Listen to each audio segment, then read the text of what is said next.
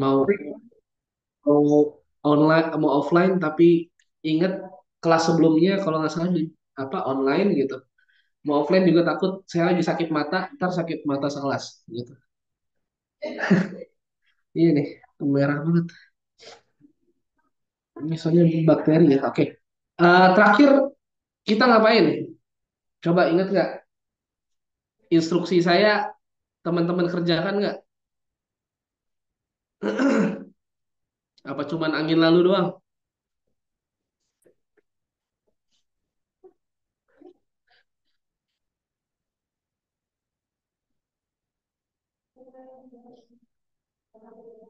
Gimana Faisal? Terakhir kita ngapain Faisal? Saya minta apa Faisal terakhir? Minta ini Pak, cari fenomena terus dibuat judulnya juga. Oke, kalau gitu ini ada berapa anak? Berapa anak? 36. 36. Oke. Eh dimulai dari eh sesuai absen deh. Silakan absen nomor urut pertama siapa?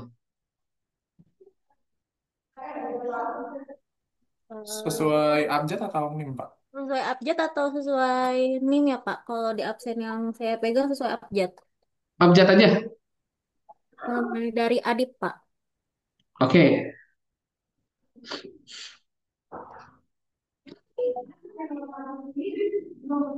silakan ya.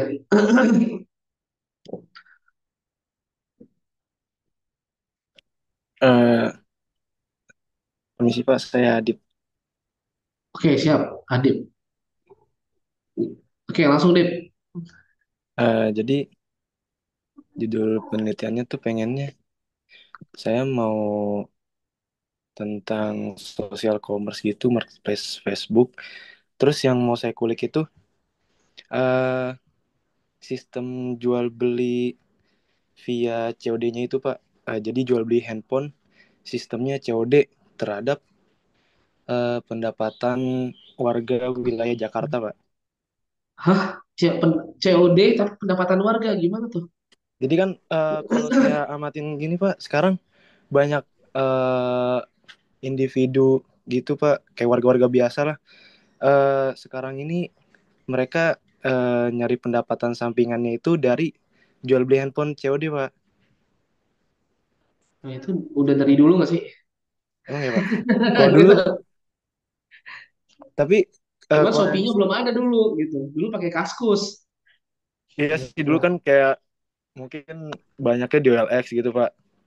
Tapi juga kalau di OLX itu menurut saya sistem jual belinya nggak se-real time di Facebook sih Pak. Kalau di Facebook itu feel-nya dari nawar-nawarnya terus dari pas akad jual belinya itu kayak lebih kerasa aja Pak. Yang saya Oke. rasain sih gitu Pak selama uh, saya berkecimpung lah di dunia COD itu Pak. Ya itu berarti perasaan kamu aja. Kalau memang iya berarti tolong buktikan dengan data dan share screen kayak gitu. Wow. Jadi saya belum nyari Iya datanya. dong. Iya ya Pak. Iya dong. Kita nggak boleh kan saya udah bilang Ah, penelitian itu bukan apa maunya kita gitu. Berarti itu cuma menjawab apa rasa ingin tahu pribadi kita. Padahal yang sedang kita mau pecahkan tuh permasalahan umum gitu ya. hmm, Nah, gitu. Orang banyak gitu. oke Pak. Belum lagi nanti kamu nyari orang yang sampel jualan COD-nya juga gimana coba? Eh, Teman saya ada Pak, itu satu Ada kelas. banyak, ada ratusan teman kamu. Dari kan saya jadi ada distributornya Pak. Jadi situ udah ibaratnya ada ratusan lah reseller kayak saya. Dan itu juga kebanyakan individu biasa Pak, bukan dari yang backgroundnya dia penjual, tapi emang banyak reseller-reseller baru yang emang itu dia cuman warga biasa, terus niatnya mau nyari pendapatan sampingan dari jualan handphone itu Pak. Dan itu terjadinya baru-baru ini kalau menurut saya ya. Kalau karena tahun kemarin itu reseller yang di distributor saya itu masih hitung jari Pak ibaratnya. Kalau sekarang udah hampir banyak banget lah. Terus selama saya jualan di Facebook juga di COD, setiap saya jual barang ketemunya sama penjual lagi Pak. Sampai saya bingung yang benar-benar user itu eh, ada berapa gitu. Kayak Udah nggak bisa pasti hitung jari lagi. semua juga user. Gitu. Maksudnya user pun kayak saya kamu jual ke saya, ya, saya mau jual lagi atau enggak, ya terserah saya dong gitu. Nah, maksud Hmm. saya adalah sekarang gini, permasalahannya apa gitu? Permasalahannya apa? Terus datanya ada enggak gitu? Dan kalau memang nggak ada datanya, berarti ini keinginan kamu aja gitu. Kan itu nggak bisa ya kayak gitu. Kalau Curiosity aja gitu. menurut saya kalau permasalahannya sih Pak yang mau saya bahas itu dari COD ini kayak bisa nggak sih bener bisa nggak sih memperbaiki eh, perekonomian sebagian warga di Jakarta gitu Pak. Ya itu kamu penelitian ekonomi dong, bukan penelitian bisnis digital. Kan bisnis digitalnya dari platform Facebook Marketplace-nya Pak. Oh, Nggak bukan juga kah? ya, pola pikirnya. Iya benar gitu, gitu. Tapi bukan itu, kita ngomongin sistem gitu kan, aktivitas digitalnya gitu. Itu kan dependent variable kamu aja perekonomian gitu. Terus kalau misalnya iya itu gitu, terus independent apa terus dependent variabelnya apa saya tadi? Eh, agak bingung juga sih Pak. Oke, ya udah masih bingung. Oke, coba dipikirin lagi ntar. Ini kan saya cuma mau review aja satu-satu. Oke, biar cepat. Oke, lanjut. Lanjut saya Pak. Ya Akhirul oke. Rahman. Judul yang saya ambil yaitu analisis Enggak, kepercayaan di jangan judul. Saya judul bisa apa aja. Saya mau fenomena dulu. fenomena fenomena kan yang sekarang-sekarang ini Pak yang banyak kita temuin itu ada namanya adopsi dompet digital atau e-wallet gitu. Oke. Jadi dari apa namanya saya lihat beberapa juga di sekolah juga nggak sedikit gitu yang bahas terkait apa namanya Pak e-wallet gitu. Hmm. Jadi yang saya analisis itu kepercayaan digital sama kemudahan para pengguna khususnya Gen Z di Indonesia gitu Pak. Kenapa Gen Z? Karena e-wallet ini kan lahir di eranya bisa dibilang eranya Gen Z gitu Pak. Jadi kan banyak juga Gen Z yang sering pakai e-wallet di kehidupannya buat memudahkan suatu transaksi gitu Pak. Oke. Siap, siap. Oke, terus eh judulnya apa judulnya? Judulnya jadinya biar biar memenuhi X1 X2 sama variabel Y. Jadi saya Pasti ambilnya pengaruh. enggak saya analisis sih Pak. Nah, gitu ya, Pak. Pasti analisis, ya analisis pengaruh gitu. Ya udah, apalagi Iya, nanti kita lanjut.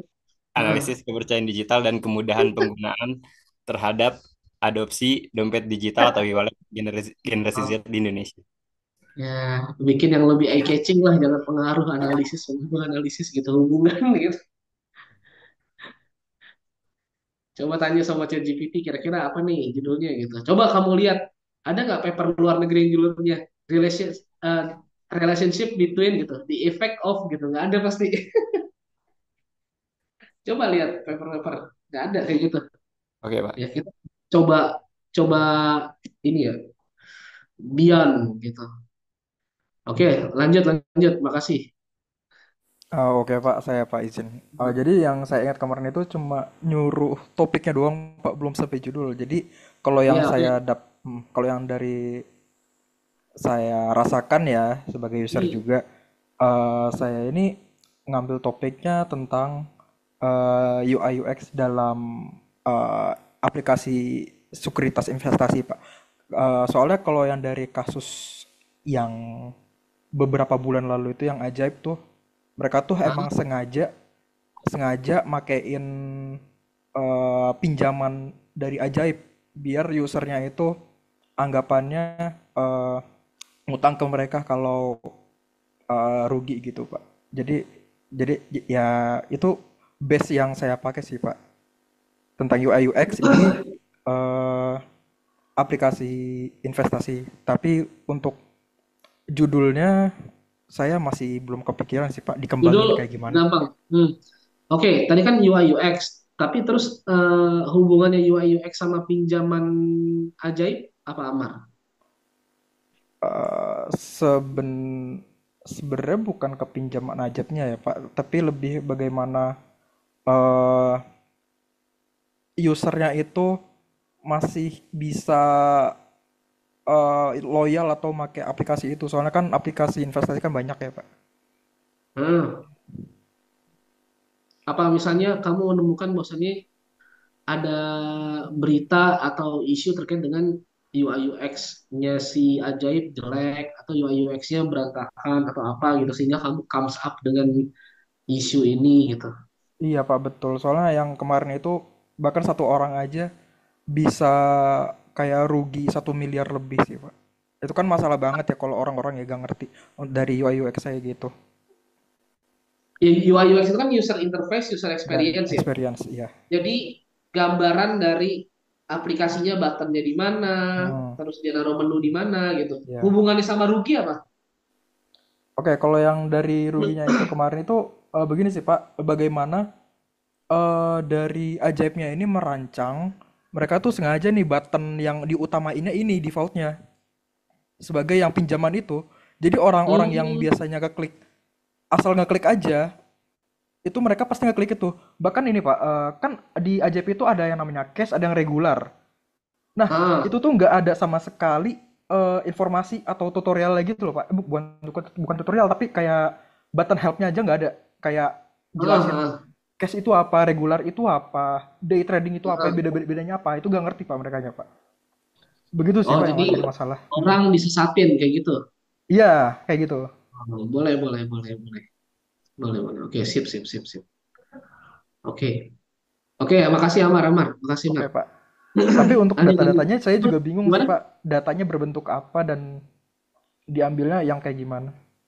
Jadi gini, kalau UI UX, maksudnya gini, makanya kan di pertemuan sebelumnya saya cerita ya, maksudnya data tersebut nggak mesti data statistik, mungkin laporan berita atau apa gitu kan. Contoh misalnya eh, karena adanya penyesatan ini orang tuh ngerugi sampai misalnya berapa miliar kayak gitu kan, kayak gitu.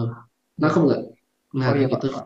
Ini sampai berapa miliar, tapi harus ada fenomenanya, datanya apakah dari berita atau dari mana kayak gitu kan, Hmm. sehingga kita bisa meyakinkan convincing reader kita bahwasannya ini penting loh, kalau hal-hal kayak gini tuh nggak boleh dilakuin sebenarnya gitu kan gitu Oke. gitu jadi gitu misalnya nanti ada apa namanya, apakah memang, nah nanti jatuhnya lagi pendekatannya apa ya, kayak ini tuh sebenarnya teorinya apa sih yang dipakai gitu untuk menjawab permasalahan ini, nah itu kan nanti kan harus kamu pikirin juga kalau kamu ngambil topik ini kayak gitu ya. Oke, oke. Terima kasih Pak. Iya, oke, lanjut ya, next. Oke, Assalamualaikum Pak. Selanjutnya saya Anam Permadi Pak. hmm Topik topik yang saya bahas kurang lebih sama kayak Amar, UI, tentang UI UX. Cuman saya tuh lebih kebahas kayak conversion rate-nya Pak. Buat apa? CTA gitu. Jadi conversion rate itu kan apa ya? Aksi yang dilakukan audiens yang diinginkan Iya. oleh pengembang gitu Pak. Nah, jadi Hmm. eh, masalah yang di apa ya masalah yang saya cari itu tuh kayak kebanyakan dari kita kan kalau lihat iklan atau ads dari aplikasi kayak Instagram, TikTok ataupun Facebook itu kan asal skip ya.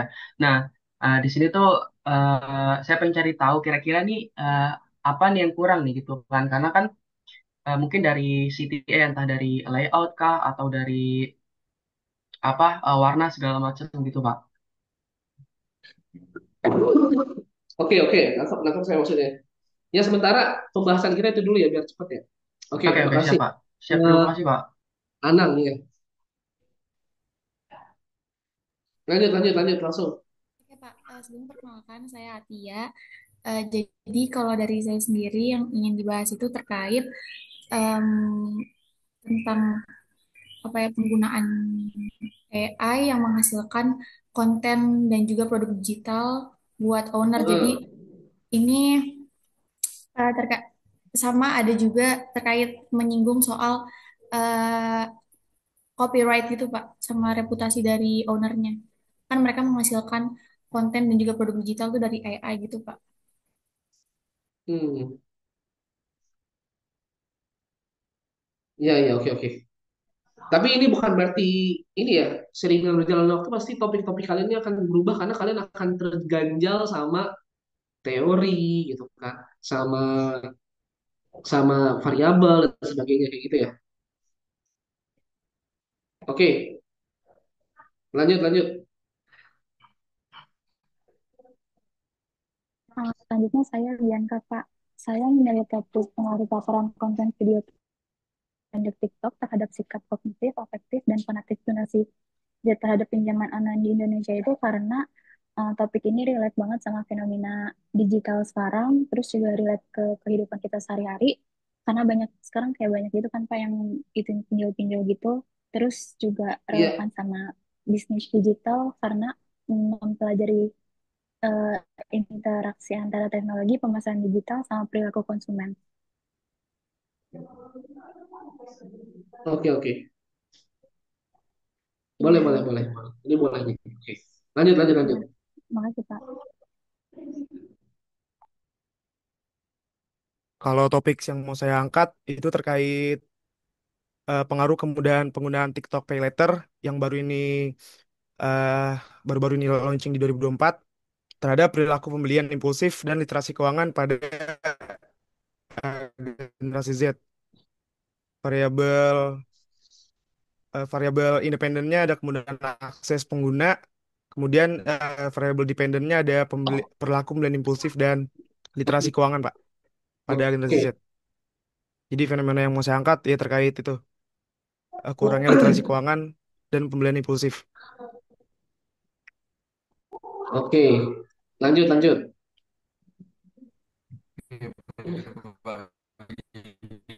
Implementasi Scrum pada penyusunan SOP produk development di industri kosmetik. Nah, saya baca berita dari Kemenperin itu tuh di tahun 2024 itu industri kosmetik itu uh, pelakunya itu tumbuh sekitar 25 berbagai produk baru yang muncul ini jadinya UMKM ini kesulitan buat compete karena biaya developmentnya gede banget gitu. Jadi gimana caranya kita bisa mendevelop SOP dalam proses product development menggunakan Scrum karena kan kalau misalkan kita menggunakan metode lama itu kan pasti estafet ya kita harus dites dulu ke BPOM terus ke halal terus nanti memakan waktu yang sangat lama. Nah itu mungkin menjadi dasar Pak. Jadi gimana caranya eh, si UMKM ini bisa melakukan market test dengan metode si Scrum ini, gitu Pak. Oke. Ya, lanjut. Saya Dian Ratu.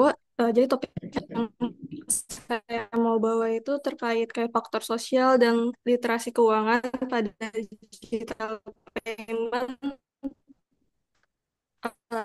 Terus kenapa saya angkat topik ini? Karena sebenarnya kan Gen Z sekarang kan paling cepat ya adopsi sama digital payment gitu.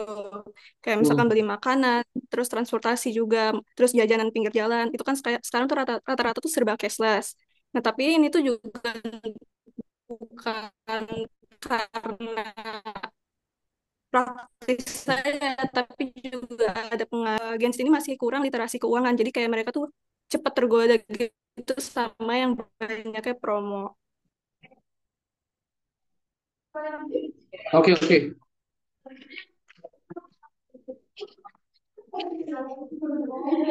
Lanjut, lanjut. Oke, selanjutnya saya perkenalkan saya Fatih. Jadi di era industri 4.0 ini kan udah banyak kemajuan atau udah banyak transformasi digital. Industri logistik itu sedang mengalami transformasi digital gitu. Jadi banyak perusahaan freight forwarding, yang dulunya pakai sistem manual, mulai dari telepon, dokumen kertas dan lain-lain itu mulai beralih ke platform digital untuk booking atau enggak tracking kargonya ataupun hingga ke pembayaran. Nah, Iya. jadi beberapa aspek itu bisa mempengaruhi secara nggak langsung bisa mempengaruhi kepuasan pelanggan. Kenapa? Karena pelanggan di era sekarang ini udah terkena dengan paparan digital yang udah ditransformasikan jadi lebih canggih. Jadi pelanggan juga butuh transparansi, kecepatan, dan kemudahan akses informasi. Jadi misalnya mereka ingin mau cek posisi kargonya secara real time, ataupun nunggu. Jadi misalnya mau cek posisi kargo secara real time, itu nggak perlu nunggu info dari agent, karena lama. Nah, jadi penelitian saya ini fokusnya mau mengukur seberapa jauh sih digitalisasi dari perusahaan freight forwarding ini bisa mempengaruhi kepuasan pelanggan. Jadi pada akhirnya um, adaptasi dari perusahaan inilah yang menentukan loyalitas dan daya saing perusahaan logistik itu sendiri. Siap, Mungkin siap. dari itu dari saya.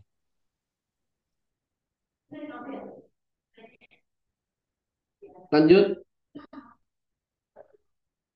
Oke, baik Pak. Saya Fazai Batulaki. Saya memilih topiknya itu EGC atau Employee Generated Content. Karena saya lihat penelitian-penelitian itu kebanyakan berfokus pada User Generated Content sebagai eh, bentuk partisipasi konsumen yang bikin kontennya untuk bangun brandnya. Nah, saya ingin mengambil isu kalau karyawan itu bisa membuat konten yang lebih autentisitas, lebih autentik, yang mana konsumen bakal lebih percaya kepada identitas atau budaya perusahaannya. Jadi saya ingin mengetahui employee generated content ini tuh seberapa besar memengaruhi kepercayaan konsumen gitu Pak.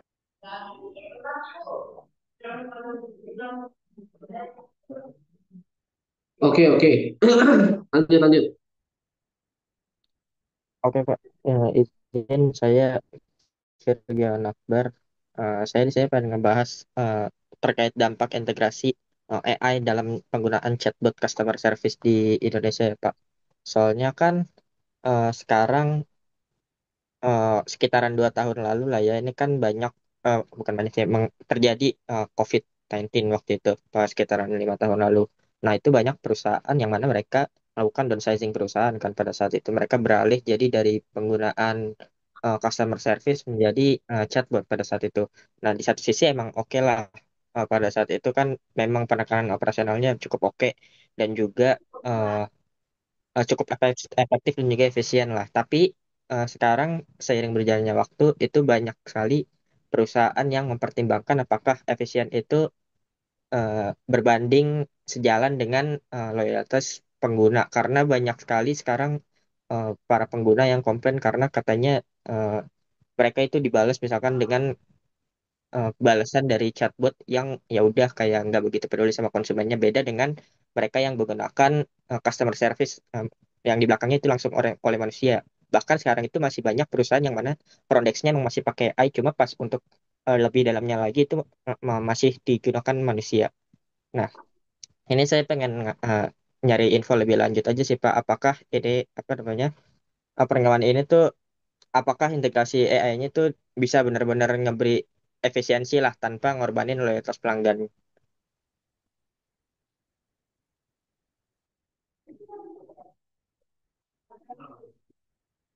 Lanjut, lanjut, lanjut. Ya Pak, saya izin, saya rasa topik yang saya bahas itu kurang lebih mengenai model bisnis premium dan dan peran paywall pada konten digital. Kenapa saya ambil topik ini? Kan saya kebetulan penikmat konten digital ya kayak film, komik kayak gitu-gitu. Tapi di dan itu sebagian ada yang premium, yang gratis, ada yang berbayar, tapi walaupun ada kayak premium gitu, tetap ada kok bagian yang bajakannya gitu loh. Jadi saya kurang kalau mengambil isu konten-konten bajakannya sih, Pak. Oke, oke, oke. Lanjut, lanjut.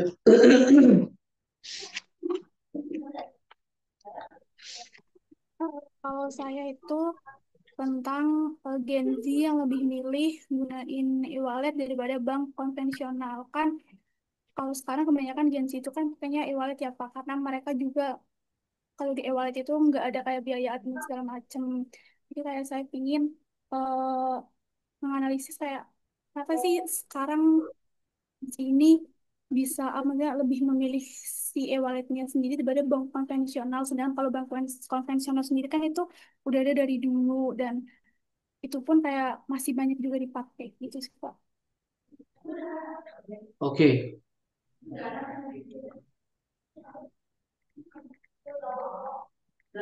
lanjut, lanjut. Oh, kalau dari saya, salah satu marketing yang mungkin dilakukan oleh e-commerce maupun toko online saat ini itu menggunakan live, terutama di TikTok. Nah, tapi belakangan ini live TikTok ini banyak banget e-commerce atau toko-toko online yang yang menjadikan host live-nya itu AI robots gitu. Nah, sebenarnya dengan cara itu, eh, kenapa toko online ini lebih memilih AI robot daripada manusia biasa? Jadi mungkin saya akan mengangkat fenomena tersebut, Pak. Oke, oke. Ya nanti kita bahas lah. Kira-kira masuk akal nggak gitu? Maksudnya semua teman-teman kalian gitu. Gitu soalnya challenge-nya nanti lebih ke arah sebenarnya teorinya, gitu kan variabelnya, gitu, gitu ya.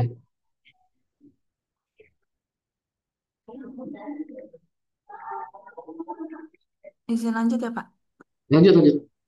Iya, kalau saya mengangkat ini sih, Pak, tentang Gen Z eh, yang berpartisipasi dalam ekonomi kreator digital. Soalnya kan fenomenanya sekarang banyak ya, Pak, eh, Gen Z yang kepikiran jadi content creator. Soalnya ya industrinya emang udah gede banget gitu di Indonesia. Bahkan TikTok aja kan pasar terbesar nomor satunya itu Indonesia. Terus penggunanya lebih dari 160 juta. Jadi eh, menurut data juga Indonesia ini salah satu negara yang jumlah eh, konten kreator itu terbanyak di Asia Tenggara. Makanya saya mau menyoroti motivasi dan tantangan dari Gen Z itu untuk jadi konten kreator. Oke, oke. Oke, boleh lanjut dulu ya. Selanjutnya saya Pak, saya ingin mengangkat topik terkait makin beragamnya sistem reward di e-commerce seperti koin, voucher, daily check-in reward pada e-commerce itu sendiri seperti Lazada Reward ataupun Litecoin yang mana ini sering digunakan konsumen secara bersamaan untuk melakukan pembelian. Nah, apakah ini tuh berpengaruh terhadap keputusan pembelian dari konsumen itu sendiri dan juga kunjungan konsumen ke e-commerce itu, di mana di tengah persaingan dari e-commerce ini kan menawarkan harga dan layanan yang serupa. Namun apakah sistem reward ini cukup efektif untuk menjadi pembeda strategis sekaligus alat pemasaran yang efektif untuk mendorong pembelian konsumen? Dan juga ini ingin menyoroti apakah manfaat dari sistem e-reward ini cukup praktis bagi perusahaan e-commerce dalam merancang strategi promosi yang lebih tepat sasaran, Pak. Oke, ya. Nggak apa-apa, kita feel free dulu aja misalnya kita mau ngapain gitu ya. Tapi nanti kita akan lihat kira-kira bisa nggak gitu kan. Lanjut, lanjut. Oke, saya Pak. Di sini saya mau bahas tentang kualitas layanan digital terhadap niat pembelian ulang pada fitur live shopping di marketplace Shopee. Kenapa saya ngambil topik ini? Karena pada 2024 itu transaksi belanja online tuh termasuk tinggi ya, 487 triliun. Dan live shopping ini juga termasuk atau dianggap salah satu pemicu kenaikan tersebut, Pak. Menarik, menarik. Oke, lanjut. Juga saya mengambil fenomena terkait pengaruh dari user generated content.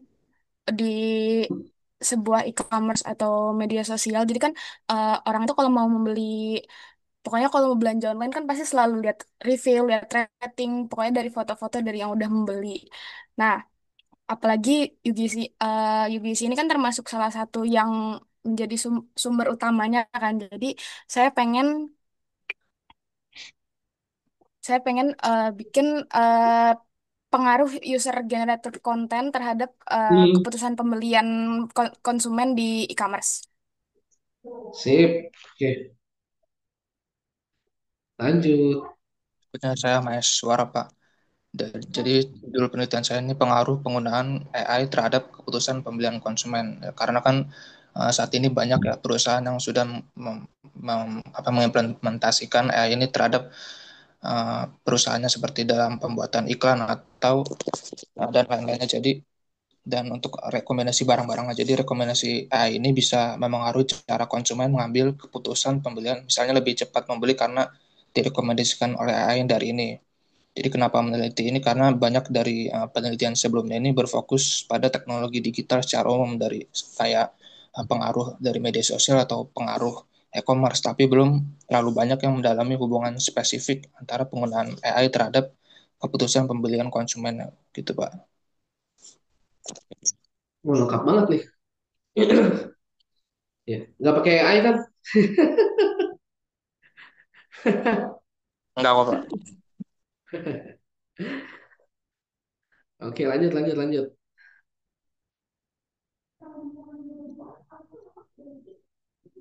Lanjut, lanjut.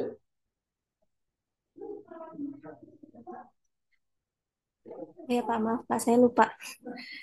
Jadi, kena topik yang saya bahas ini tentang analisis strategi pemasaran voucher digital seperti voucher TikTok dan kupon pada perkembangan bisnis digital di Indonesia. Jadi, alasan kenapa saya memilih topik ini karena yang pertama kan sekarang tuh banyak ya kalau misalnya Bapak buka TikTok ataupun buka platform media sosial itu berkembang namanya voucher digital. Jadi sistemnya kita beli vouchernya dulu baru nanti kita tukarkan nanti di tokonya. Nah, sekarang tuh konsumen apalagi gaji itu sudah sangat terbiasa dan merasa nyaman dengan adanya potongan harga melalui voucher tersebut.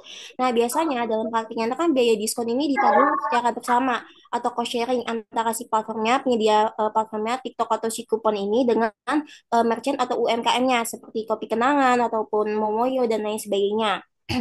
Nah, kalau misalkan kita berpikir secara jangka pendek kan harapannya dengan adanya voucher diskon ini kan terjadi loyalitas konsumen, peningkatan volume transaksi dan juga akuisisi pengguna baru. Tapi pertanyaannya, jika misalkan suatu saat si voucher ini di subsidinya dikurangin dari si pengguna merchantnya, apakah loyalitas pelanggan ini masih tetap terhadap merchant atau UMKM tersebut tetap ada ataupun tidak? Nah, ini akan menjadi permasalahan yang akan dihadapi oleh si merchant atau UMKM-nya yang menyediakan voucher tersebut.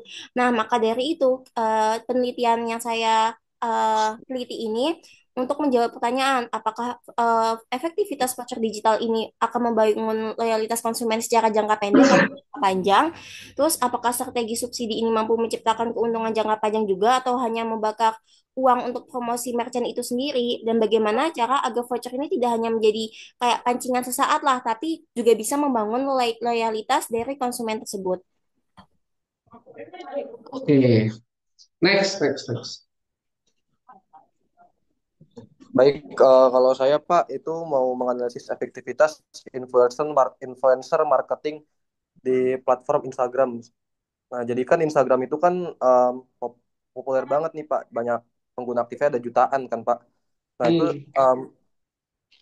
saya mau menganalisis tuh dari efektivitas strategi yang dilakukan oleh influencer lebih dalam. Nah, terutama dalam konteks gimana sih influencer itu mampu ngedorong engagement, brand awareness sampai ke konversi penjualan dari salah satu brand yang mungkin mereka di endorse atau brand ambassador gitu Pak. Sister.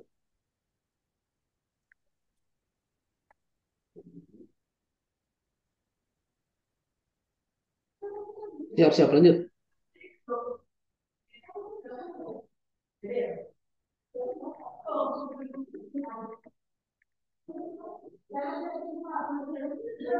Lanjut, lanjut.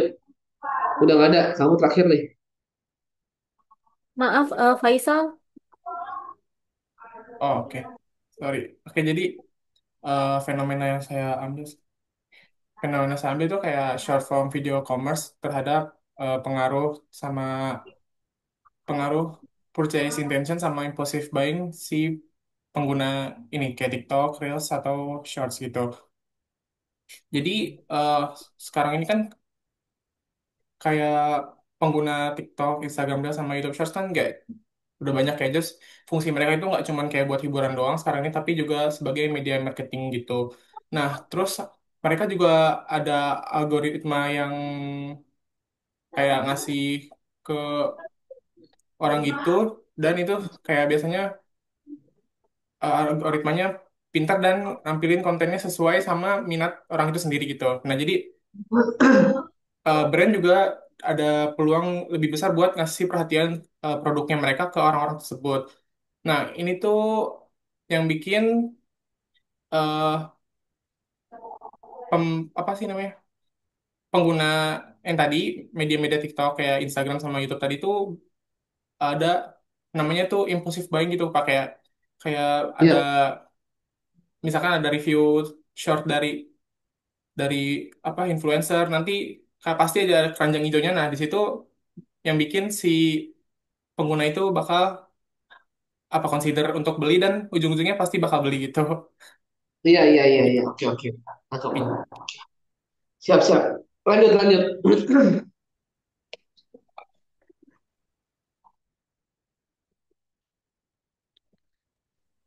Selanjutnya Kesa.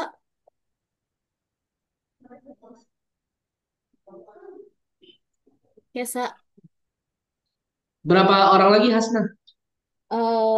sekitar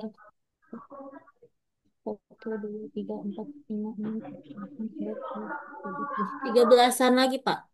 Oke, lanjut, lanjut. Langsung aja Itu ya. Gaza boleh. Oke. Jadi topik yang saya bahas itu lebih ke perannya chatbot untuk membangun loyalitas konsumen di era e-commerce Indonesia. Jadi fenomenanya itu yang saya lihat, menurut BI, orang Indonesia itu berbelanja online lebih dari 476 triliun rupiah. Dan di pasar yang sebesar ini tuh saya melihat kalau sebuah brand lambat balas chat dan kurang responsif, mereka juga bisa kehilangan potensi penjualan gitu, Pak.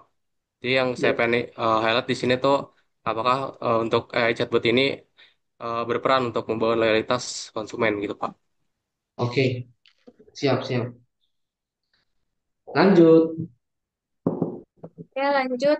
Jadi topik yang mau saya bahas itu terkait motivasi dan perilaku Gen Z dalam menggunakan digital service untuk pemesanan tiket online. Karena selain Gen Z ini merupakan pengguna digital yang paling dominan, Gen Z juga antusiasnya itu tinggi banget terhadap industri hiburan seperti event live, film, konser, dan lain-lain.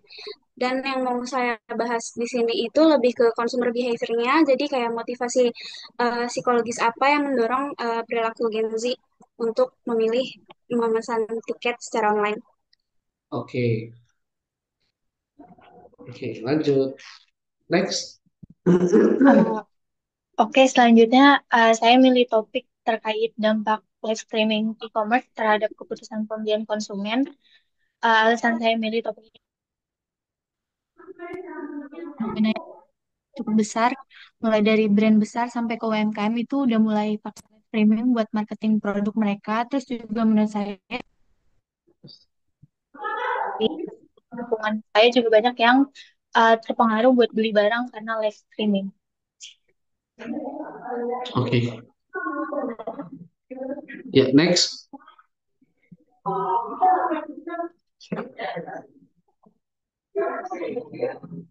Selanjutnya Raffi Nandes.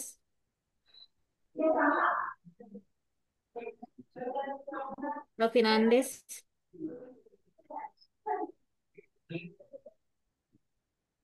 Di lewat aja kali. Boleh Raihan, Kamilun. Baik, saya Ryan Kamilun. Di sini saya mengambil topik mengenai penurunan efektivitas Google akibat dari perilaku Gen Z yang mulai beralih ke aplikasi TikTok dan Instagram. Nah, kenapa saya memilih generasi Z di topik saya? Karena dari data yang saya dapat, generasi sekarang tuh mencari informasi-informasi seperti definisi ataupun data-data tertentu mereka melalui aplikasi TikTok dan juga Instagram. Nah, sedangkan di website Google tuh mereka hanya mencari informasi yang memang informasi itu panjang. Sedangkan kalau misalnya informasi seperti definisi, review ataupun tata cara itu biasanya mereka mencari di aplikasi TikTok dan Instagram. Nah, dari hal itu saya ingin mencari penyebab ataupun melakukan analisis dari penurunan di efektivitas di Google. Apakah karena dari perilaku generasinya ataupun ada penyebab lain? Begitu, Pak. Iya, siap-siap. Next. Selanjutnya saya Pak. Jadi untuk topik yang saya pilih adalah pengaruh e-wallet terhadap perilaku konsumtif generasi Z. Yang dimana kan alasannya karena fenomena di 2025 ini tuh pertumbuhan transaksi e-wallet dalam 10 tahun terakhir bisa mencapai 88%. Jadi bisa dibilang dia lebih tinggi daripada transaksi menggunakan kartu kredit ataupun debit. Kemudian ada lagi temuan di tahun 2024 itu juga menunjukkan 94% Gen Z itu sudah menggunakan e-wallet hampir setiap hari untuk belanja, kayak terus kemudian hiburan, bahkan untuk kebutuhan-kebutuhan kecil. Nah, dari sini tuh mulai kelihatan nih kalau Gen Z ini jadi kelompok yang paling dominan dan juga paling rentan untuk terdorong eh, jadi perilaku konsumtif karena dari promo, cashback, dan juga kemudahan transaksi ini. Jadi nanti tujuannya adalah untuk menganalisis dari pola konsumsi generasi Z-nya ini dan juga analisis dampak langsungnya pada literasi serta kesehatan finansial mereka ke depannya. Seperti itu, Pak. Oke, next.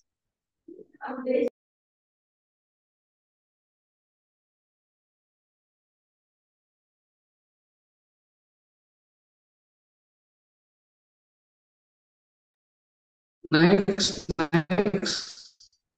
Boleh.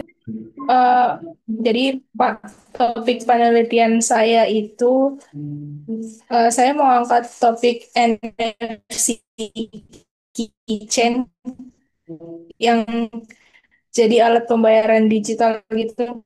Karena kan biasanya kita udah sering lihat ya teknologi NFC itu ada di smartphone, ada di kartu, muncul bentuk baru gitu, gantungan kunci yang bisa di tap buat di Transum, di pintu tol dan sebagainya gitu. Awalnya dari MRT yang bikin tiketnya itu gantungan kunci bentuknya. Nah, jadi kayak gitu bisa berpotensi berkembang luas di masyarakat apa enggak dari sisi kepraktisannya, keamanannya,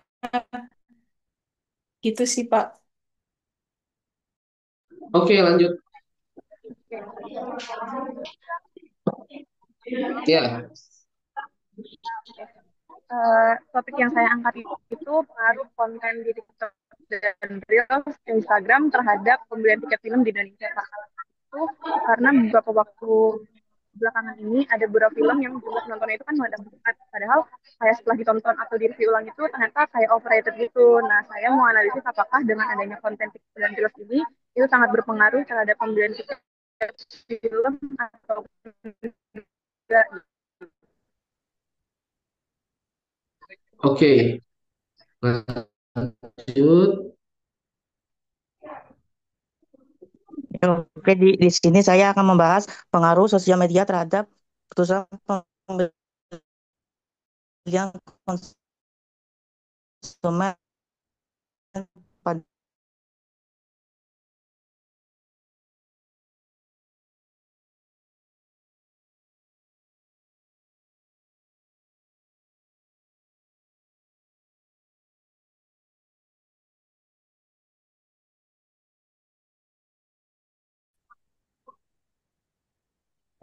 Oke, next. Baik Pak, saya Syadin. Saya mengangkat topik terkait kemudahan dan juga penggunaan QRIS di Gen Z. Karena dalam beberapa tahun terakhir, terutama di Juli 2025 ini, ada 50% lebih yang menerima QRIS sebagai salah satu digital transaction-nya.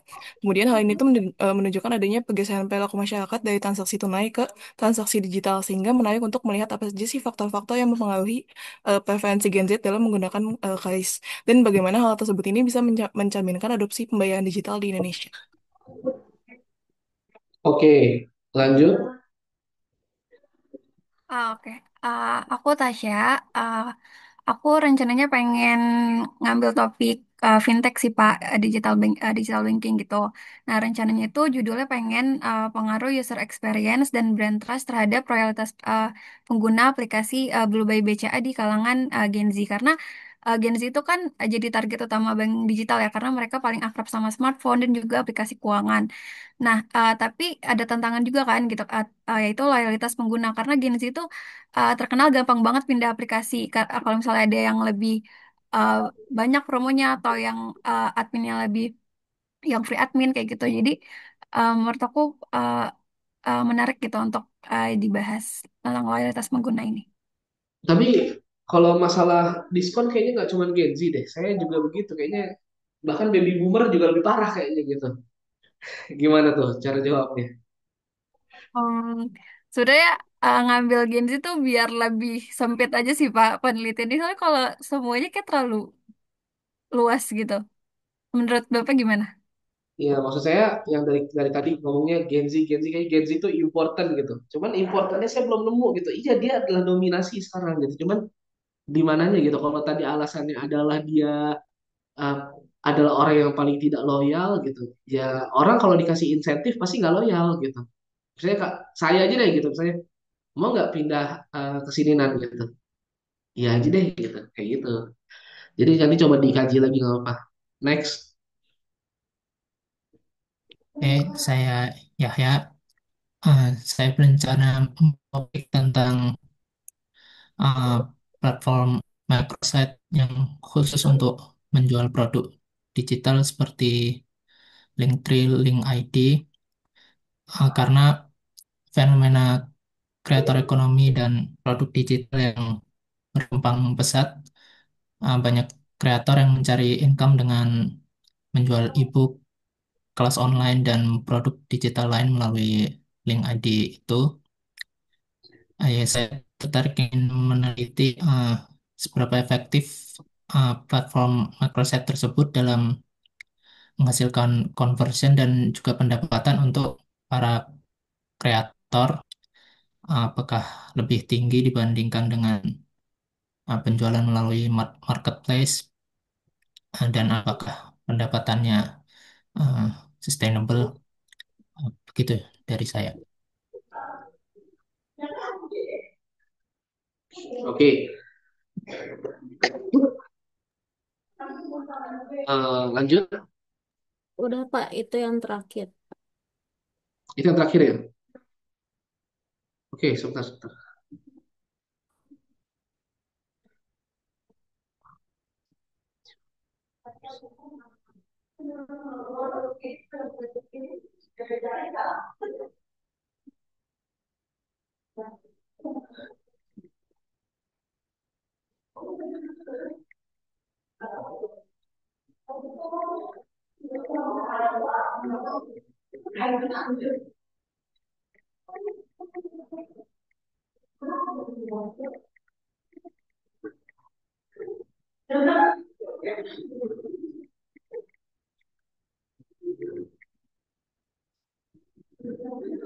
Oke, terima kasih teman-teman semua ya.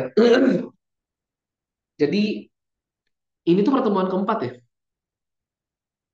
Apa ketiga? Betul Pak, keempat. Keempat ya. Jadi di pertemuan keempat ini saya akan, jadi teman-teman tuh udah saya minta untuk mempelajari fenomena gitu. Tapi biar dalam tanda kutip ini kan teman-teman baru dalam tanda kutip eh, observasi yang ada di lapangan ya seperti itu. Mengobservasi yang ada di lapangan. Nah, saya join pakai apa namanya whiteboard. Oke, ya teman-teman gitu. Eh, pada dasarnya metodologi penelitian itu lebih ke arah sebenarnya membaca ya gitu. Ketika mau menghasilkan sebuah produk atau paper, berarti teman-teman harus baca gitu. Nah, cuman ada hal yang mesti saya bahas pada sore hari ini gitu. secara singkat aja. Nah, jadi ada yang namanya yang udah saya sampaikan itu namanya ini. eh Sorry, kok dia nggak ini ya? Saya nggak mau ini deh, nggak jelas nih boardnya apa? Nggak, boardnya ini. Saya stop dulu deh. Saya share screen aja sebentar. Saya buka apa namanya? Eh,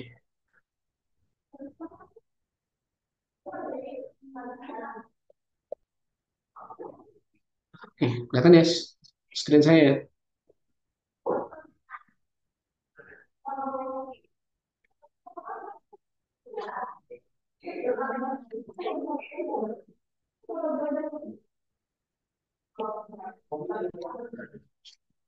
Iya teman-teman semua gitu. Eh Kenapa saya pakai ini? Saya lebih ini aja sih, lebih kayak lebih enak aja. Oke, itu ya. Jadi ketika kita ngomongin namanya research gitu, kok ini tebal banget nih, sebentar. Dia writing pad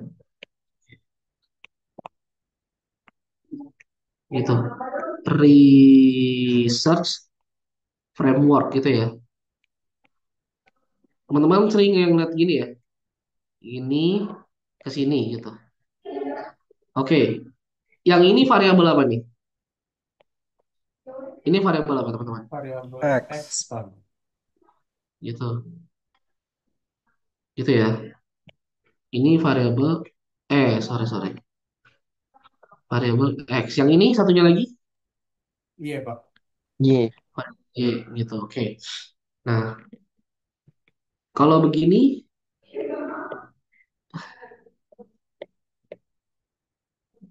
X, Y, Z, Pak. X, Y, Z. Nah, teman-teman, ini namanya variabel uh, dependent, gitu ya. Ini variabel independent, kayak gitu ya. Y menjadi dependennya dari X, kayak gitu ya. Karena X independent gitu. Ya. X, Y ke Z, Z dependent, Y-nya independent. Tapi kalau terhadap X, Y-nya jadi dependent, kayak gitu ya. Nah, terus teman-teman bakal nanya, gitu. Susah juga nih pakai ini, gitu. Teman-teman akan nanya gitu. Terus kalau yang dimaksud dengan mediasi kayak gimana gitu? Mungkin dari teman-teman juga sering udah ada yang tahu gitu kan, atau gimana gitu. Mediasi ya, kita pakai ini aja deh, pakai whiteboard aja. Di whiteboard, soalnya nggak capacitive text nih, yang whiteboard ini. Nah, gini ya, ketika kita ngomongin ini gitu, ini ke sini, ini X, ini Y gitu. Maka ini kita bilang dependent gitu. Dependent, ini independent kayak gitu ya. Independent. Oke. Terus gitu. Kalau misalnya ini X ke Y ke Z ya teman-teman ya. Berarti Y gitu ya. Y ini gitu kan merupakan gitu dependent bagi X. Z merupakan dependent bagi Y gitu. Nah, kalau yang dimaksud dengan mediating effect adalah contoh gini gitu. Gimana, Pak? Mataan tuh, Pak? Sudah enakan. Beneran? Enakan. Oh. Ngajar, ngajar. Berisik nih. Anda mau ngambil hak.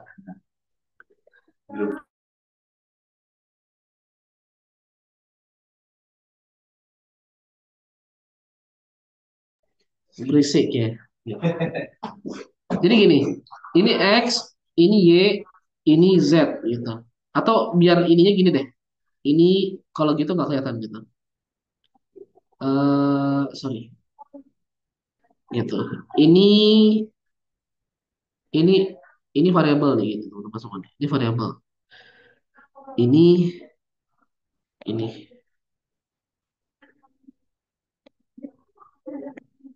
ini ya, gitu.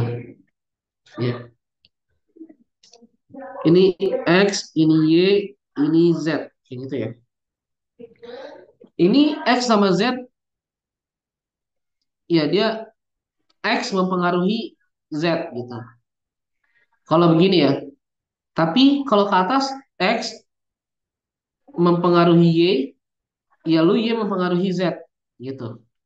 Nah, kalau dia independen apa dia mediating effect gitu, gitu. Mediating gitu. Maka yang ini tuh jadi begini. Nih ini kan ini kita sebut hipotesis satu ya teman-teman satu ya, hipotesis satu. X memiliki pengaruh positif terhadap Z gitu. Ini hipotesis dua kayak gitu. X memiliki pengaruh positif terhadap Y. Ini hipotesis tiga. X memiliki pengaruh terhadap Y memiliki pengaruh terhadap Z gitu ya. Nah, ada nih, biasanya digambarin titik-titik bisa apa aja sih gitu. Ini hipotesis 5. X memiliki pengaruh terhadap Z melewati Y gitu. Dimediasi oleh Y ya. Sampai sini nangkap nggak terkait dengan hubungan variabel? Izin Pak, mungkin bisa dikasih contoh nggak Pak? Contoh kasusnya Pak. Contoh kasusnya kayak gimana tuh? Ini udah contoh kasus nih. Enggak kan, itu kan eh, Oh, cuman X, baru Y, Z-nya XYZ-nya. doang. Jadi maksudnya dari di penelitian aslinya tuh kira-kira seperti apa Pak? Apa ya?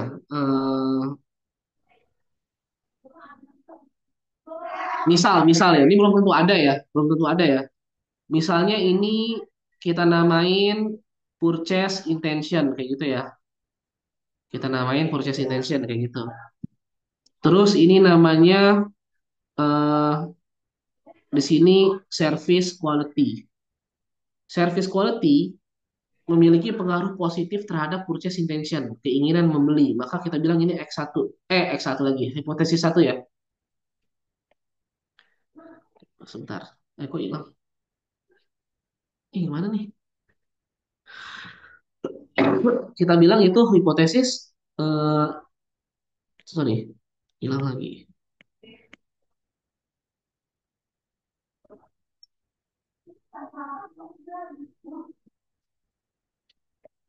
Gitu. Kita bilang ini hipotesis aduh,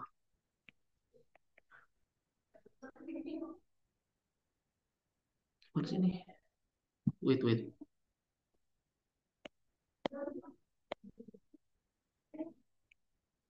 Astagfirullahaladzim.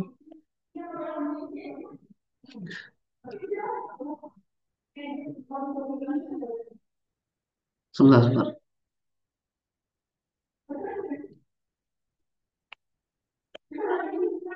Ini ininya susah nih. Gitu. Karena ketutupan sama switch to galerinya si Zoom ini loh. Oke, ganti aja deh ke notes aja deh.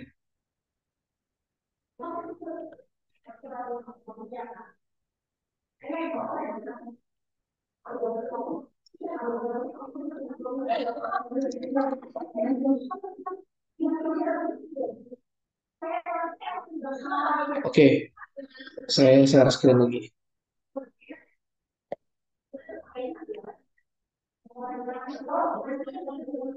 Ini ya, ini kan tadi purchase intention sini ya, gitu. Ini misalnya service quality, ini ya, gitu. Berarti ini adalah hipotesis satu, gitu.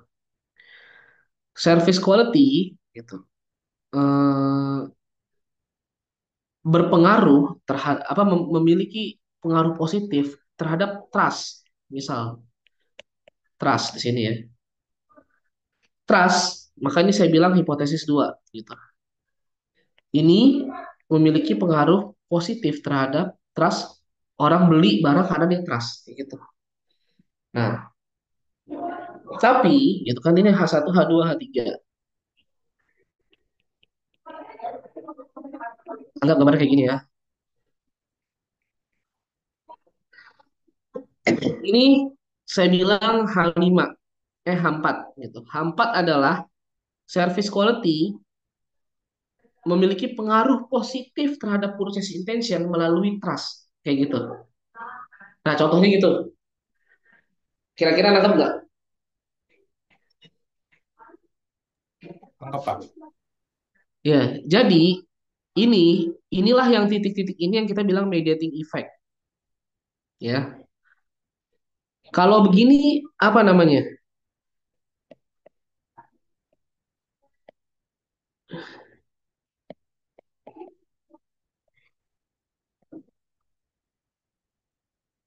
Apa namanya? Coba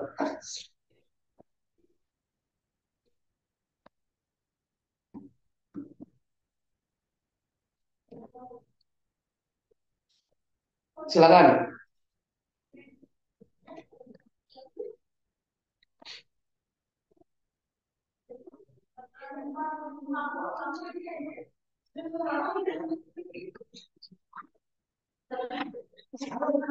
Apa namanya?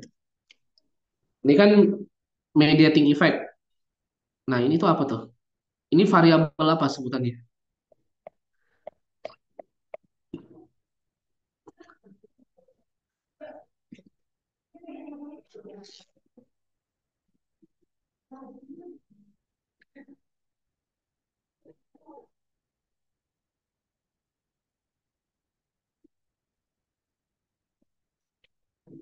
Ayo, ada yang tahu?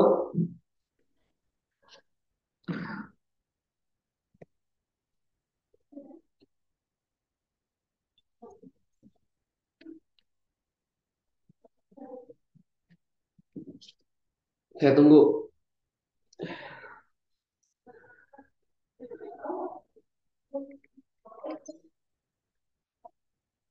Yang tadi Bapak bilang Pak, mediator Pak.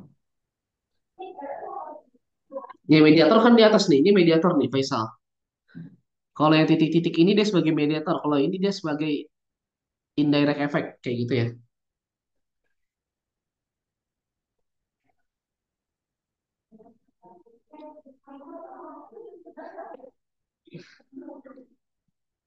Ini namanya adalah variabel moderator kayak gitu ya. Jadi service quality punya pengaruh terhadap purchase intention dimoderatori oleh trust. Jadi resultnya itu bisa berubah karena ada trust di sini. Ada campur tangan intervensi, nggak intervensi ya, dimoderatori beda. Kalau ini dia memang melewati gitu. Kalau ini dimoderatori, jadi hasilnya itu bisa berubah karena ini ada nggak ada ininya ini bisa berubah kayak gitu ya, kayak gitu. Nah ini salah satu bentuk umum ya, bentuk umum gitu. Jadi kenapa saya pengen kalian lihat ini dulu gitu, biar kalian kegambar gitu. Nanti ketika baca paper, jadi saya tugas pekan keempat ini saya akan meminta teman-teman membaca paper kayak gitu ya, membaca paper. Nah, sampai sini clear ya. Nah, teman-teman saya minta untuk membaca, merangkum gitu, merangkum 10 paper terkait dengan apa? Terkait dengan topik penelitian teman-teman. 10 paper ya. Dimana cara merangkumnya adalah teman-teman bikin tabel kayak gitu ya. Ini udah jelas kayak biasa lah ya. Ini nomor kayak gitu ya. Terus gitu. Di sini apa? Misalnya gitu, misalnya Judul papernya apa? Papernya judulnya apa? Gitu. Ya, paper yang dibaca harus tahun 5 tahun terakhir. Ya, 5 tahun terakhir. Nomor judul paper, terus tahunnya, gitu ya, tahunnya, judul paper tahun, terus autornya, teori yang dia pakai, apa, variabel yang dia pakai. Tadi ya, variabel dependennya apa, independennya apa. Jelasin sesuai dengan apa yang udah kita pahamin di sini tadi. Gitu ya.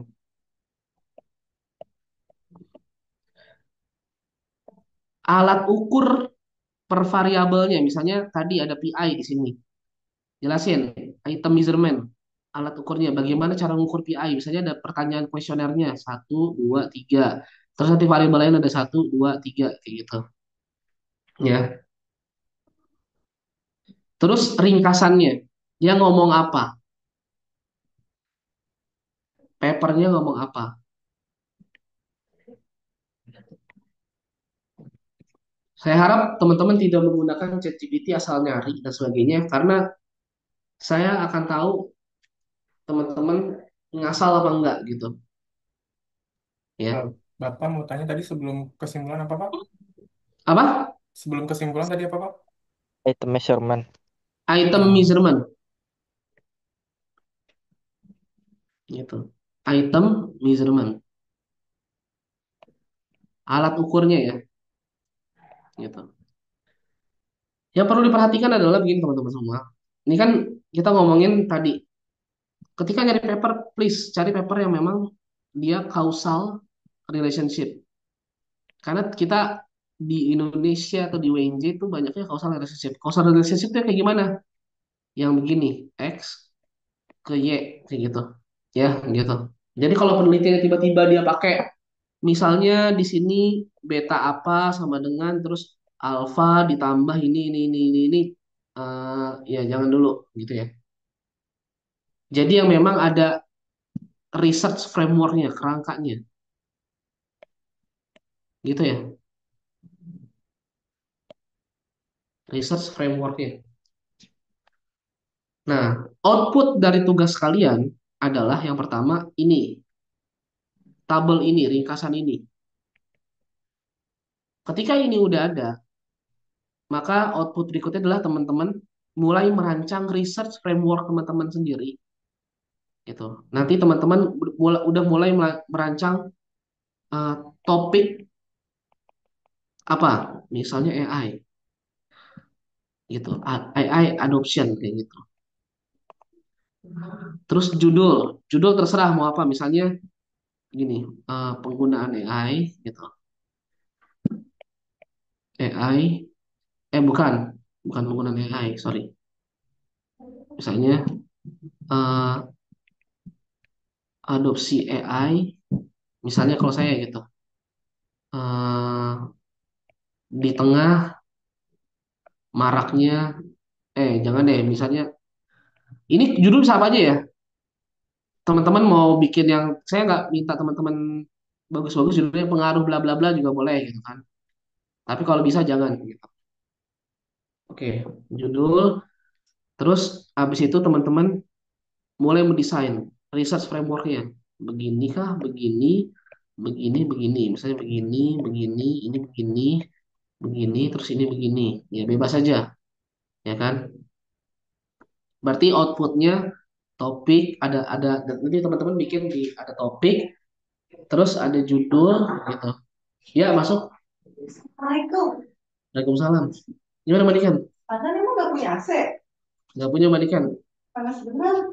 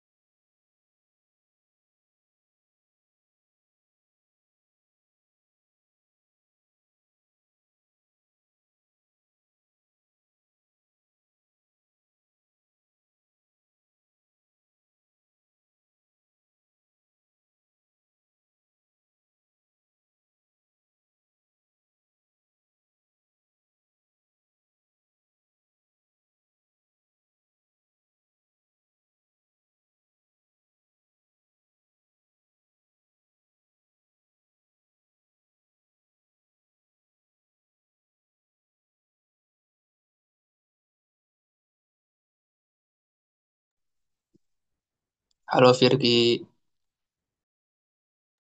Halo.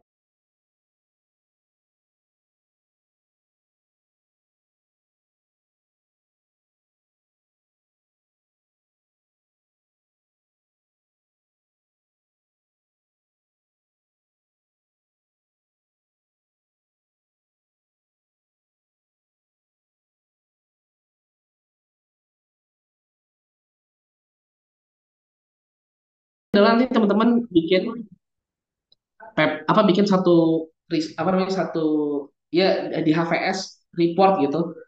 Topik saya ini, judul saya ya apa terserah gitu. Terus research framework saya ini diduk habis itu ini terus teman-teman jelasin eh, ya jelasin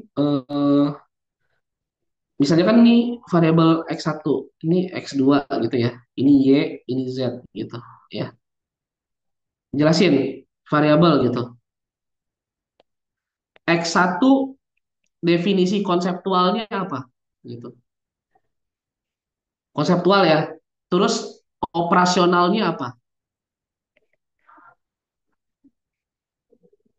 X2 juga sama, Y dan Z sama ya. Sama ya kayak gini ya. Gitu. Sama gitu. Sama gitu. Jadi dibikin gitu.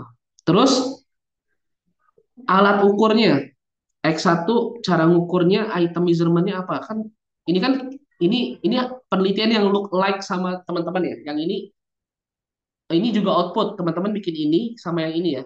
Nah, ini juga output. Nah, look alike kayak gini. Jadi kenapa saya suruh baca teman-teman? Biar teman-teman kebayang kira-kira variabel apa yang mau gue pakai di topik ini gitu. Variabelnya misalnya cara ngukurnya ada 5, misalnya ada 4 pertanyaan gitu.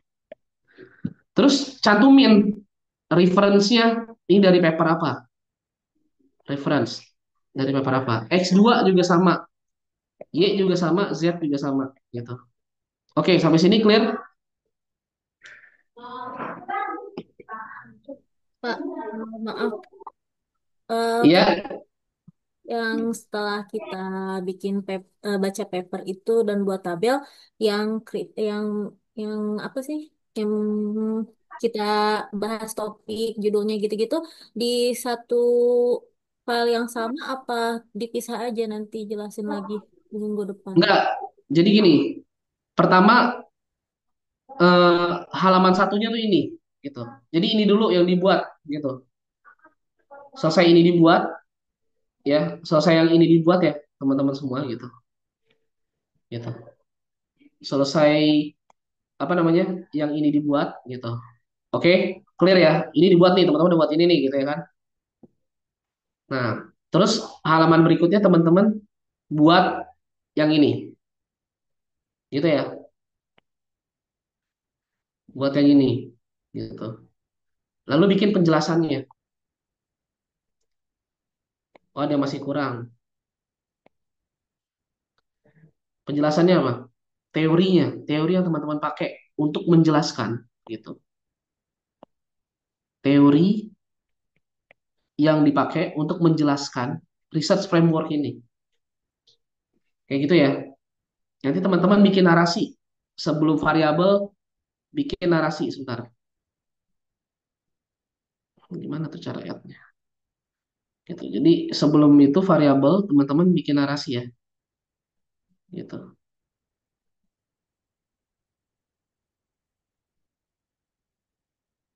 Jadi di sini nih sebelum variabel teman-teman bikin narasi teori, teori apa yang dipakai. Kenapa pakai teori itu? Kayak gitu ya. Kan nanti teman-teman ketika udah baca paper pasti kebayang kan kira-kira. Nah, dari membaca paper ini nanti kita akan dapat ya teman-teman gitu. Kira-kira oh penelitian yang udah dilakukan sebelumnya tuh ini nih. Kira-kira research gap gua apa ya? Nah, ini yang penting.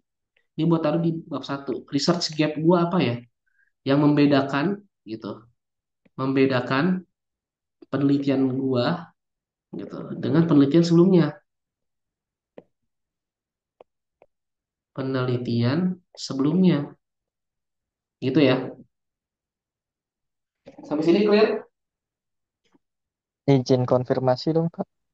Siap, siap. Tadi berarti untuk yang table itu eh, ada nomor, judul paper, terus itu tahun papernya 5 tahun Heeh, terakhir lah. heeh, Habis itu author, teori yang dipakai, heeh, variabel yang dipakai, kayak dependent, independennya. heeh, Habis itu item measurement, kayak untuk mengukur hmm, PI. Habis itu hmm, terakhir ringkasan. heeh. Nah, terus yang tadi yang bawah itu yang pertama kita perlu merancang topik, misal kayak AI adoption, habis itu judul, yang keduanya, habis itu research framework, Hmm, dilanjut teori, betul. teori yang Heeh, dipakai, kenapa teori tersebut dipakai, habis itu hmm, penjelasan variabel X1, X2, Y, Z, hmm, terus X1 dan X2-nya diberi konseptualnya itu apa dan operasionalnya itu kayak apa, oke. alat ukurnya, item measurement untuk X1 dan E2, X2-nya apa, terus reference untuk X1, X2, Y, dan Z. Ya, Nah, itu akhirnya baru nanti terakhir research gap dari penelitian saya sama penelitian sebelumnya. hmm, Oke, itu apa berarti, Pak? oke benar.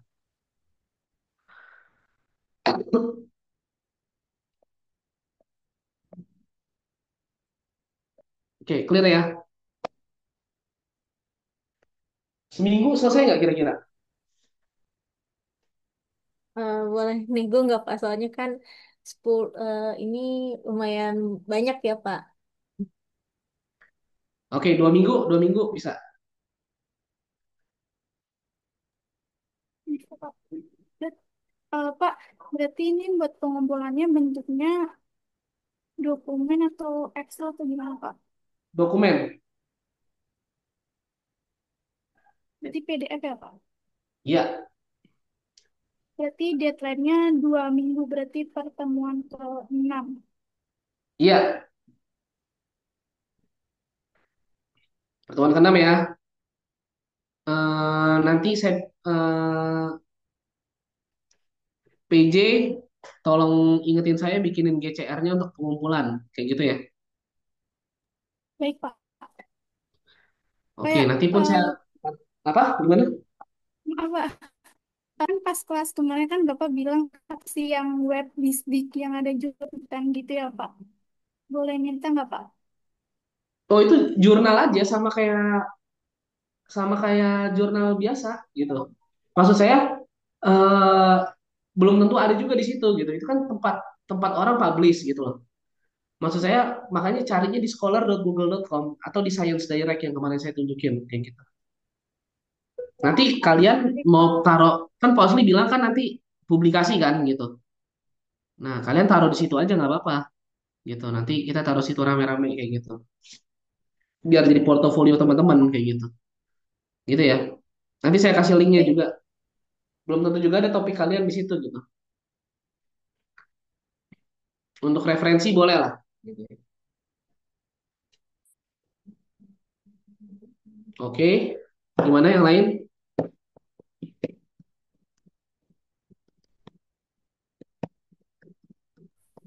Pak, saya mau izin tanya. Iya gimana Atia? Untuk deadline tugas BI kemarin, itu deadline-nya kapan ya, Pak? Minggu depan kah? Bukannya udah saya set ya deadline-nya? Ya? Itu yang kelas C, Belum, Pak. Pak. Iya, MB, Oh, kelas kalian belum di set ya? iya. Belum. Kalau Saya kelas C datanya kan Pak di chat. sehari sebelumnya, Pak. Iya Sebelum sehari ketemu. sebelumnya. Ah, kalau misalnya nanti saya dapatin dia tidak sehari sebelumnya, misalnya yang lewat gitu, ya nilainya tinggal saya kurangin aja ya, kayak gitu. Ntar kalau saya nolin nggak lulus, ngulang gitu kan? Terima kasih, Pak. Iya. Oke, yang lain. Saya izin bertanya, Pak. Gimana Adib? Ini yang buat papernya itu kan sesuai sama judul topik kita ya, Pak ya? Bukan sesuai sama, mesti gini.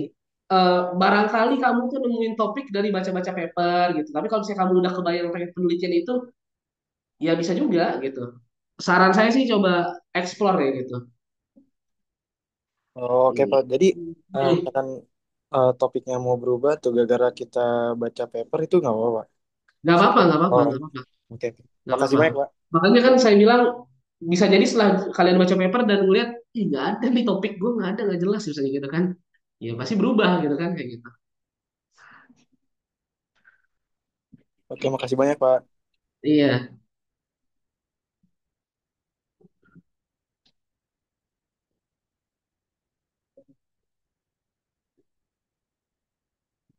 Oh iya ada satu lagi. Ini emang agak lumayan banyak nih. Gitu. Ketika kalian bikin ini, lihat nih, bikin saya share sekali lagi. Semoga sih cukup ya 2 minggu ya. Cukup lah. Ini kan X1 ke sini ya gitu. Setiap kalian, ini namanya kan hipotesis ya. 1, 2, 3 gitu ya. 4 gitu. Jadi setelah tadi research gap ya di bawahnya gitu. Setelah research gap gitu. Yang tadi dijelasin gitu research gap. Berikutnya adalah hypothesis development gitu. Contoh, tadi kan kalian bilang X1 punya jadi bikinnya gini. X1 berpengaruh misalnya positif terhadap Y gitu kan. Hipotesis satu gini. Gitu ya. Titik dua gitu. Nah, kalian harus cari 3 penelitian yang ngomong X1 punya pengaruh terhadap Y. 3 penelitian ya. Kayak gitu. Dan semua hipotesis yang kalian bikin kayak gitu. Tadi bahwa X1 berhubung dengan Y atau gimana, Pak? Ini kan sorry sorry. Ini ya. Ini kan X1 berhubungan kepada Y gitu. Jadi nanti kalian bikin seperti ini. Saya coret ya saya hapus nih. Gitu ya. Ini H1 gini ya. Hipotesis satu X1 gitu memiliki pengaruh positif misalnya gitu ya. Positif terhadap Y. Misalnya gitu. Ini hipotesis kalian. Untuk nggak mungkin dong kalian ngasal-ngasal ya gue maunya begini. Didukung, ini harus didukung dengan 3 penelitian sebelumnya yang bilang X1 punya pengaruh positif terhadap Y. Kayak gitu ya. Dan ini papernya 5 tahun terakhir juga. Kayak gitu. Gitu ya. Jadi nggak harus pakai yang tadi udah di tabel yang di atas, Pak. Yang mana? Ini yang apa hipotesis ini yang menjelaskan X1 pengaruh atau enggaknya terhadap Y ini. Yang ini. Iya Ini kan kan tadi. penelitian orang lain, bukan Heeh. penelitian kita. Ini maksud saya yang tadi di bawah yang dari kata Bapak ada di hipotesis kan kata Bapak ada tiga apa 3 paper yang nah yang ini Ya, ya boleh.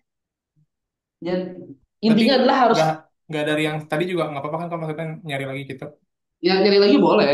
Oke. Gitu. 2 minggu ya. Cukup nggak kira-kira?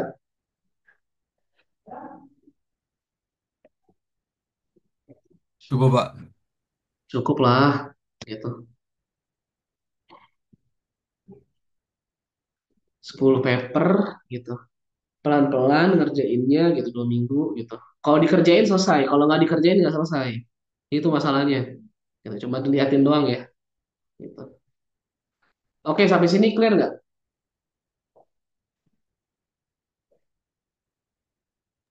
Clear, Pak, clear, Pak.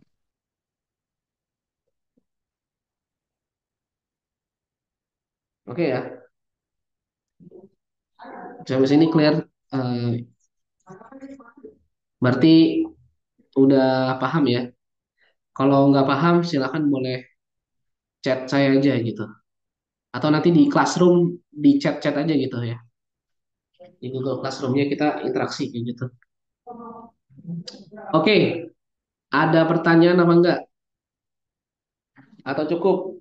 Bapak, buat minggu depan kita kelasnya kira-kira online atau offline ya, Pak? Minggu depan ya, offline kayaknya. Coba tanggal berapa tuh minggu depan? Tanggal 2 ya? Iya.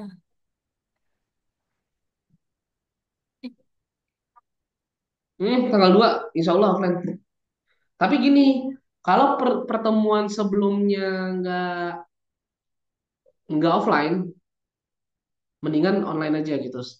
Maksudnya daripada teman-teman harus nunggu lama gitu. Kecuali teman-teman ngerasa kayaknya saya mendingan offline Pak gitu ya. Nggak apa-apa, saya offline juga nggak apa-apa gitu. Bebas aja. Eh, Pak, kelas B kebetulan hari Kamis jadwalnya satu ini aja Pak, Metopen sore. Iya, Ya jadi udah nggak apa-apa. aja. Online juga nggak apa-apa sih gitu. Online juga nggak apa-apa. Tapi nanti mungkin kita sesekali biar agak nyambung offline ya gitu. Berarti Maksudnya nanti saya setelah membahas membahas konsep, saya nggak tahu kan kalian katanya pernah belajar statistik. Statistik belajar apa aja saya tanya?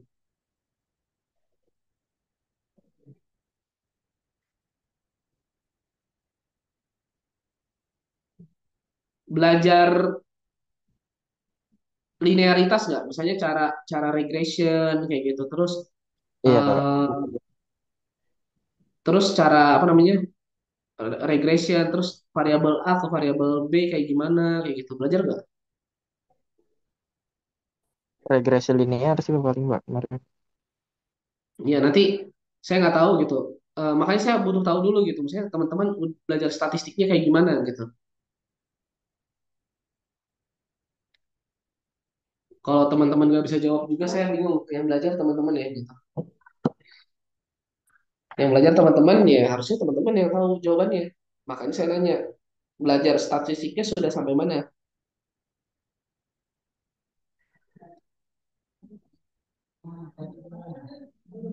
Coba dibantu dijelaskan ke saya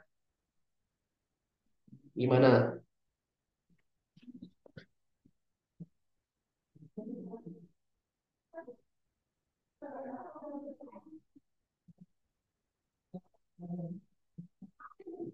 Hmm? Kok bilang iya terus pada bingung diam gitu gimana ya? Saya juga bingung. Jadi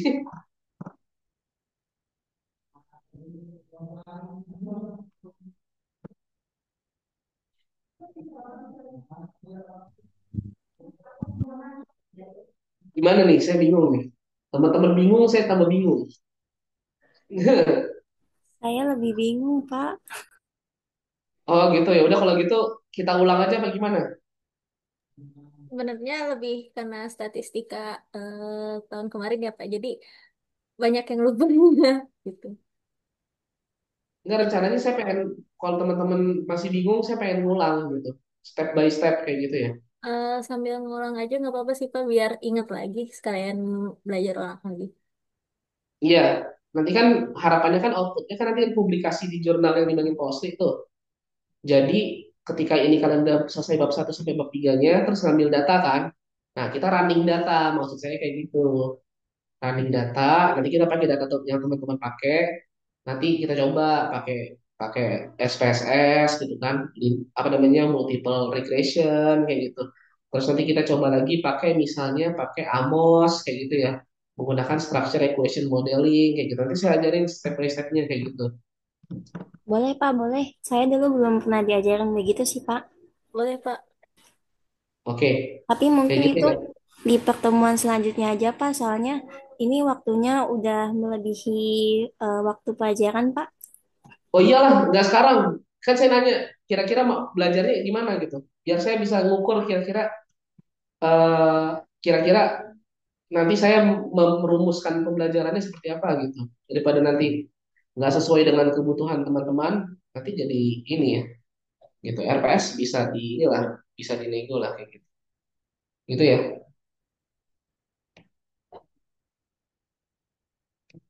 Paling gitu. Terima kasih teman-teman semua. Tolong dikerjakan nanti PJ hubungin saya ya untuk ini, untuk GCR-nya kayak gitu. Kalau saya nggak balas spam aja gitu. Gak apa-apa spam spam gitu. Kalau gitu, Telepon juga nggak apa-apa gitu. Tapi telepon ya juga nggak tadi apa-apa. bisa jadi nggak, iya bisa jadi nggak saya angkat. Tapi jadi saya aware teman-teman tuh hubungin saya gitu. Kalau enggak ya saya nggak tahu teman-teman hubungin saya apa enggak. Soalnya pesannya pasti ketiban kayak gitu ya. Itu aja mungkin, terima kasih sebelumnya teman-teman atas waktunya. Mohon maaf kalau ada kesalahan. Saya undur diri dulu. Terima kasih. Assalamualaikum warahmatullahi wabarakatuh. Selamat sore, salam sejahtera untuk kita semua. Waalaikumsalam. Terima kasih Terima Bapak kasih, Siansi. Ya, Pak. terima kasih.